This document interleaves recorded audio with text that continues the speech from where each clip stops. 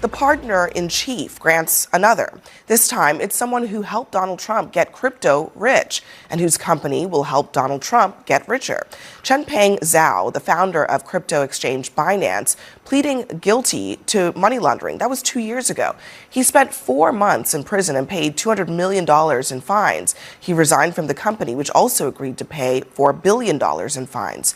And despite all of that, Trump and his family decided to host their crypto empire on Binance. And that decision has earned them more than $5 billion since it was launched last September. So tonight on CNN, Abby Phillip just dropped a bombshell. And honestly, it's one of the clearest examples yet of how far Donald Trump is willing to go to protect his own financial interests. In her Newsnight segment, Abby revealed that Trump has officially pardoned Changpeng Zhao, the CEO of Binance, the same man who pleaded guilty to federal money laundering charges and admitted Binance helped move money for sanctioned countries and criminal enterprises. And somehow, this guy gets a free pass, all thanks to Trump. Binance. And that decision has earned them more than $5 billion since it was launched last September. Now, that is more than all of the Trump real estate assets combined. But according to Trump, the mogul was just a victim of Biden's war on crypto. Let me just tell you that he was somebody that, as I was told, I don't know him. I don't believe I've ever met him. But I've been told by a lot of support. He had a lot of support. And they said that what he did is not even a crime. It wasn't a crime, that he was persecuted by the Biden administration. And so I gave him a pardon at the request of a lot of very good people. From Donald Trump's speech, it felt like the Binance CEO got pardoned not because he was guilty or not, but it felt like Trump just brought out the rage against Joe Biden, saying things like, "Hey Biden, you sent this crypto guy to jail? Well, just see, I just gave him a pardon. Now he's free. What are you going to do about it now? Isn't it like that, guys? Let me know in the comments." Zhao praised the decision, and he maintains that he didn't do anything wrong. But just remember what his company was convicted of doing. The Treasury Department says that Binance allowed Hamas to raise money on the exchange and failed to report that. They also allowed transactions with other terrorist organizations like Al-Qaeda and ISIS. People in Iran, Cuba, Syria, and parts of Ukraine were able to exchange millions of dollars in violations of sanctions. And more than $100 million was transferred from a Russian darknet marketplace that sold hacking software and drugs. And it allowed more than 1,000 transactions that dealt with child pornography.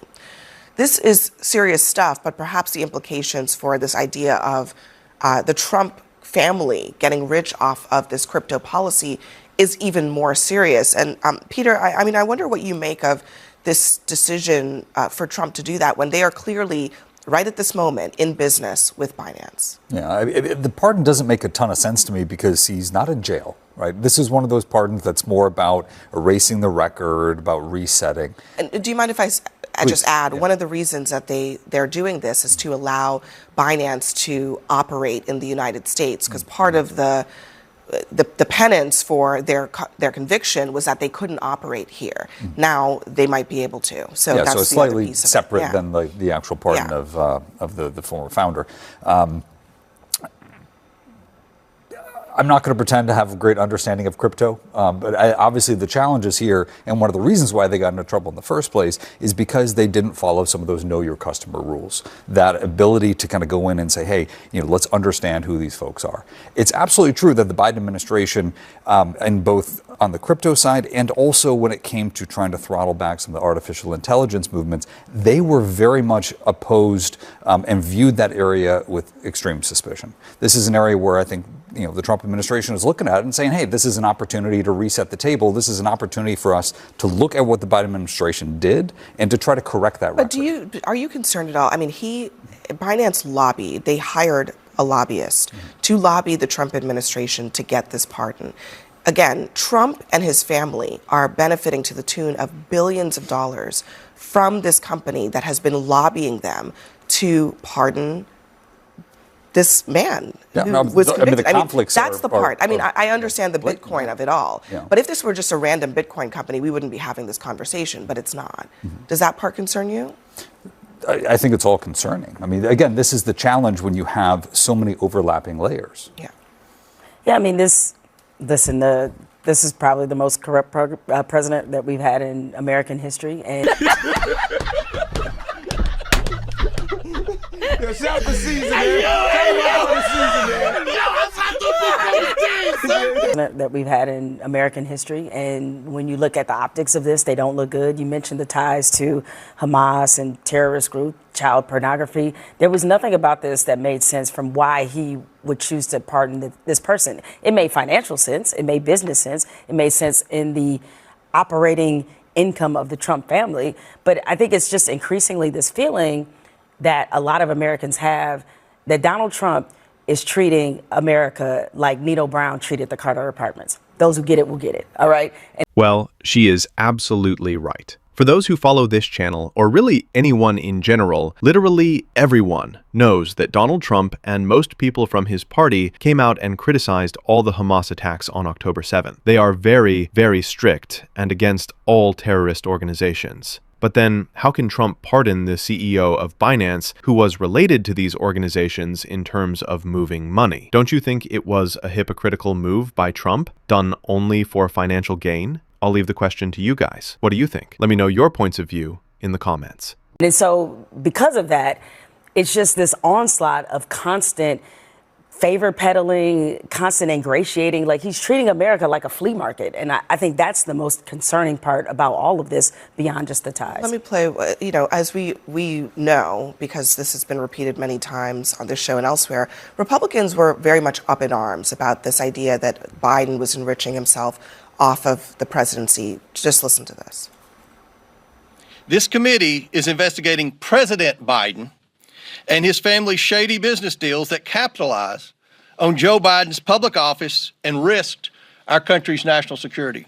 They have found over $10 million from China, Russia, Ukraine, and Romania funneled through the corrupt influence peddling schemes to line the pockets of the Biden crime family. Millions of dollars from foreign entities flow through 20 different companies to benefit the Bidens. And what were they selling? What were they offering? Access to the brand, and the brand was Joe Biden. Where are all of these people now, Geraldo? Shout the season, man.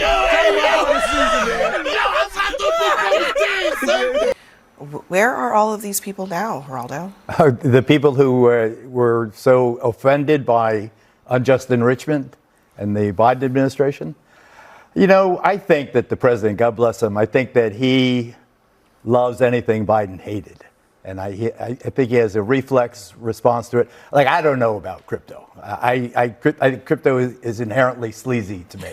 If you can go and be anonymous and make money dealing with drug dealers and child pornographers and terrorists, I mean, what exactly are they selling? What is crypto? What is Bitcoin? I know that I'm stodgy and old-fashioned in that regard, but to me, it's an industry made for sleazebags to make a lot of money. And the fact that he pardoned the dude after 4 months, or he did 4 months, I don't get excited about it. I am mildly concerned that the Trump organization apparently has done very well in this area, and the businesses run by the sons are really prospering, dealing this commodity, whatever the hell it is. Everybody at the table is like, we're not going to save you from that one. You're going to have to deal with that after the show. But I mean, Scott, look, this is not so much a story about Bitcoin and the pros and cons of Bitcoin. We can argue that another day. It's about whether the president is pardoning someone who was instrumental in building wealth to the tune of $5 billion, with a B, $billion for him and his family. Well, I disagree. I think that it is about the policy of crypto and Bitcoin in this way. There is a view in the party and there's a view in the Trump White House that Biden was inherently hostile to this, and that hostility extended to what they would say overzealous law enforcement actions against this particular guy. Whether they are right about that or whether they are wrong, I don't know. I just know this.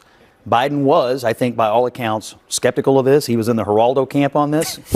And Trump and the Trump guys are very much progressive on this. I mean, they're forward leaning on this, But don't you and think they believe he fell into a bucket where Biden went after somebody egregiously. But don't you think the facts matter in this case? I mean, listen, conservatives have been pretty up in arms about people allegedly financing or being financed by Hamas. We're talking about Hamas, Al Qaeda, ISIS, Iran, Cuba, Syria. I mean, Russia defying sanctions. Child pornography. I mean, look, this isn't just about whether they were overzealous in sort of, finance regulations about the flow of money here and there. It's about whether or not this platform was allowing itself to be a dark money platform for illicit, illegal, destructive activities. Child pornography, I actually want to read this because the White House in a statement said that they in their desire to punish cryptocurrency industry, the Biden administration pursued Mr. Zhao despite no allegations of fraud or identifiable victims. Look, I don't know if that's a technicality, but child pornography has victims, okay? So I'm not really understanding how you can make that argument if you are Caroline Levitt. Well, I think their view is that you have these new financial platforms, and I guess there's probably some debate about whether you can hold financial platforms fully accountable by, what people use them for. We hold banks accountable for it all the time. Look, but to me, it's a legitimate question. I hear these things, and if I were running some sort of financial platform, whether it was Bitcoin or anything else, I'd want to make darn sure I wasn't in business with any of these people. Should Trump have pardoned this guy, Scott?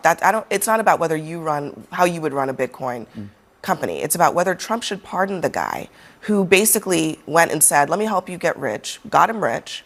And richer, I should say, and now gets a get out of jail free card, essentially. Well, it appears to me that in this case, the president is using the pardon not just necessarily for a personal issue, but to right what they believe was a policy wrong. It is within the purview of the president to do it. Should he have done it? I can't tell you that I am up on the details of the pardon enough to know, I'm but sure that's you have a view on it, Scott. But You just don't want to tell. If you look closely at Scott Jennings' face, it's obvious that this guy got into a really shameful position trying to defend Trump. He literally had no words to justify Trump's decision to pardon the Binance CEO, the founder of a massive crypto empire. Watching him on CNN, you can see him doing everything possible to dodge the question, and honestly, it's not hard to see why. This wasn't about justice, fairness. It's totally clear that Trump did this for his own financial gain. Think about it. All the people from Trump's party who spent years accusing Joe Biden's family of illegal financial dealings are now completely silent. Not a word, not a single accusation. And yet here Trump is, pardoning someone linked to crypto operations that could directly benefit him financially. Isn't that a little hypocritical? Abby Phillip was right to press the point, and Scott Jennings couldn't answer. The silence says it all. This pardon doesn't feel like it was about right or wrong. It feels like a power move, a way for Trump to send a message. I don't care what the law says. I do what benefits me and my financial circle. And let's be real, this isn't just a domestic issue. Binance is a global crypto powerhouse. By giving this pardon, Trump isn't just helping one man. He's signaling to the entire crypto world that rules don't apply if you're connected to him. That's dangerous for the system, and it's dangerous for trust in institutions.